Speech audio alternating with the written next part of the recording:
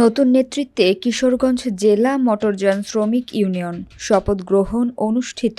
বিস্তারিত থাকছে কিশোরগঞ্জ থেকে মোহাম্মদ আলামিনের প্রতিবেদনে।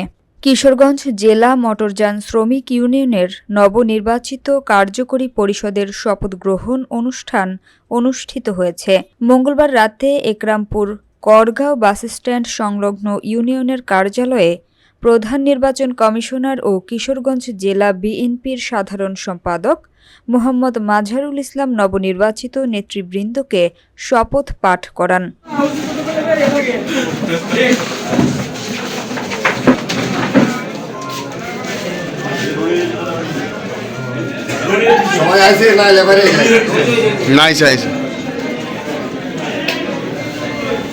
অনুষ্ঠানে উপস্থিত ছিলেন নির্বাচন কমিশনার নজরুল ইসলাম, মোহাম্মদ আব্দুল শহীদ, মোহাম্মদ আব্দুস সাত্তার ও মোহাম্মদ আলমগীর কবির সহ ইউনিয়নের অন্যান্য সদস্যরা।